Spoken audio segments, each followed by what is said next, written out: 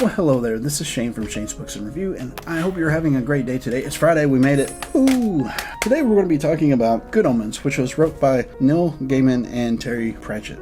What a story that was. It puts me in a good mood every time I think about it, and it was such a good recommendation from Rob Dircks. Quite really it was. So thank you for that. Our story is an interesting one. It's basically end of the world. Everything's going to stop. The big fight between heaven and hell and earth is going to happen on earth. It's just such a ride. It is so fun. There's an angel that ends up losing a flaming sword. Not necessarily being a bad guy, but he's definitely got some quirkiness about him. And then there's a demon that's actually kind of a good guy, but he's not necessarily trying to assert his side either. He just doesn't see it the same way as everybody else. And the same thing with the angel. There's these kids that end up getting flip-flopped around. Sister of the We Just Talk Forever, she ends up losing track of which baby is supposed to be which, and so the son of Satan that's supposed to go home with this one group doesn't, and goes home with somebody else.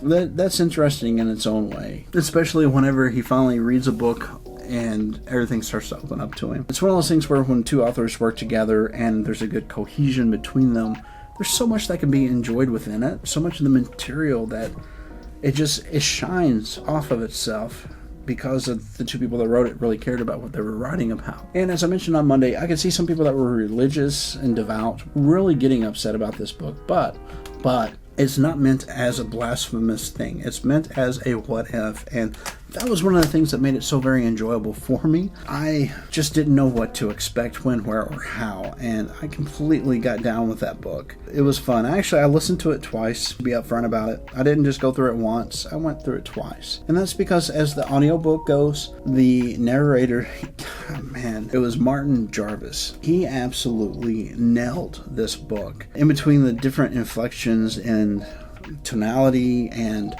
speech rhythms for different characters, as well as different, it was well done. It was much appreciated, and the way and the care and the effort that they put into it, production side of it as well, it was done very nicely. There wasn't an overabundance of things that were distracting whatsoever, and I really enjoyed the way that it was taken care of. I really liked the way that they went about. I really liked the end product that they got too. So overall, very solid performance on Martin Jarvis's part, the producers as well, and the material that was took from, well done. So would I recommend you get this book? Yes, I would. If you'd like to have a laugh, and I know that I've had plenty off of it, most certainly, especially the Johnsons versus the other guys. They end up having almost like a turf war with this Greasy Johnson gang. That scene alone was gold. And then there was the scenes with death. Whenever the four horsemen meet up with a bunch of bikers in a bar, they're supposed to be Hell's Angels. They actually meet Hell's Angels, the witch hunters. I didn't know how to take most of it the first time, and the second time I went into it with a light heart. I enjoyed it so much more because I didn't take any of it serious, because it's not meant to be serious. It's meant to be funny. It's meant to be fun. So because of that, this book just resonated so deeply with me on making me laugh. I was like, yep, that's probably what would happen if. So yes, check it out if you get a chance to. Don't put yourself out by any means to try to keep up or anything like that with the books that I do. But if you needed a comic book to read that is fun and you'll remember and you'll probably reread again, this is certainly something to look into. There were so many facets of the book that I enjoyed. The dialogue of the characters was true to itself. The characters were true to themselves. They didn't have any kind of out of character type things that they did. And so that was respectable. Because in a story like this, it would be real easy just to throw a red herring in the middle of everything, but the authors chose not to do that. Now, there was a couple of twists and turns, and there was an unexpected relationship for me, which I kind of saw that coming, but I didn't expect it, really. Anytime somebody hates something so much, and they proclaim they hate something so much, it's usually because they actually like it, I don't know. It's just the way humans work sometimes. And in this book, there's two characters where that's kind of the case. But I got to that part, I was like, go you. And then there was the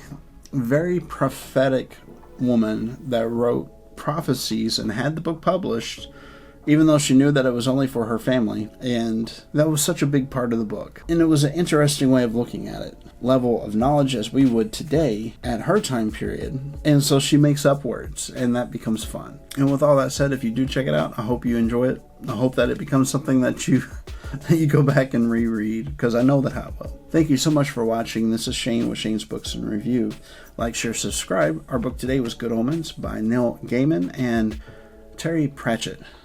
And I will see you in the next video.